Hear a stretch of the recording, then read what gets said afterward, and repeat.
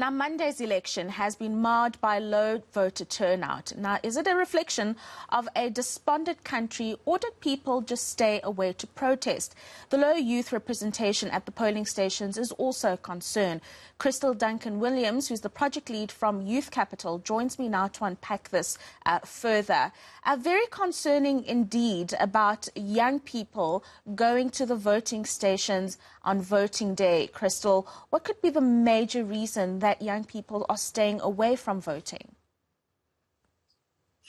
Well, talking to young people in our network, I think young people have been frustrated with the lack of any change for them, with youth unemployment being obviously the thing that's top of mind for young people and South Africans more broadly, with the rising youth unemployment rates.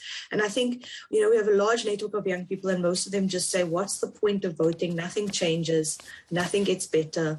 Politicians are corrupt, they don't represent us and our views, and so we won't vote. And that's very worrying, because ideally the vote is the one thing that could change the circumstances in which one lives. Another issue, Kristal, is that many of them don't even bother to register to vote. Absolutely, and I think, young people are saying that this is a form of protest because they don't see themselves represented. And so, I think in the lead up to the 2024 elections, political parties should really look to have more youth representation, to have young people represented on the parties and in positions of power in the political parties, because unless that changes, I think we'll continue to see this trend.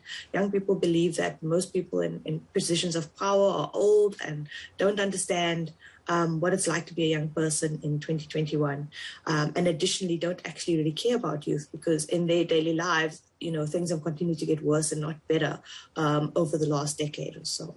Right, now the government, local governments are going to be creating coalition parties over the next few weeks in terms of service delivery in municipalities. And I suppose, what voice could young people lend here in terms of these are the things that we need our local governments to be doing for us right now? So I think, the youth unemployment issue, as I said, is top of mind.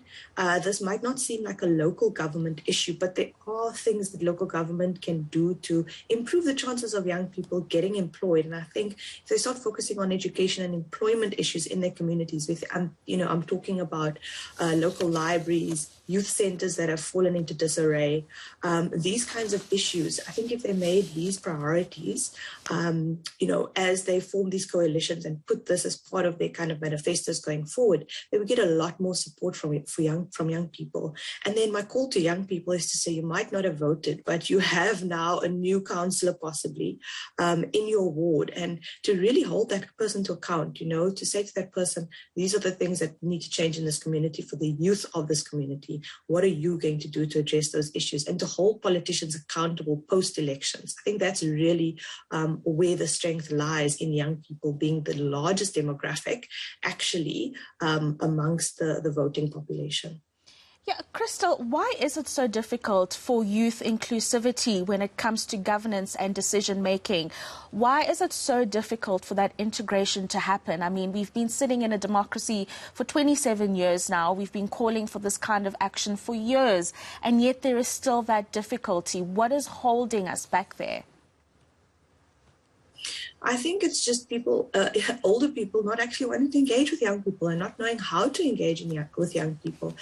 So if we look at, the work that Youth Capital does, we came into existence solely because the solutions to youth unemployment were very top-down. They were being made by businessmen and big and government, and not really talking to young people. And if you listen to government, they'll say they consulted with young people. They invite a couple of young people to a 2-hour meeting and they consider that a consultation. That's not consulting with young people.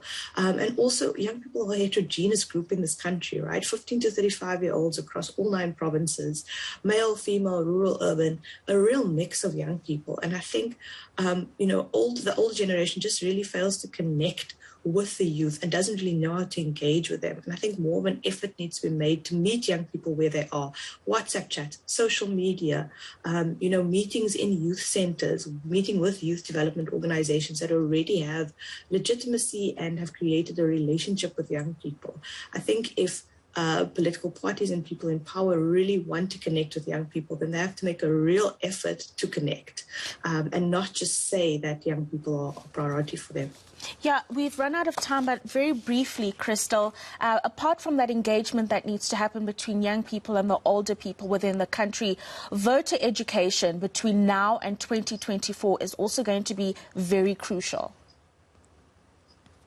Absolutely. So if you want young people to engage with the voting process, with policy processes, with government processes, then again, we need to break down the information. Young people aren't going to read 40-page policy documents and 40 pages of manifestos. Quick, snappy little graphics that can go on social media, that can be shared on WhatsApp. That's how we need to communicate with young people to get them engaged with the issues. Very interesting insights there from Kristal Duncan-Williams, who's the project lead for Youth at Capital. And of course, we discussed earlier in the week that had more young people been registered to vote, parties like the EFF may have benefited from the youth vote. But of course,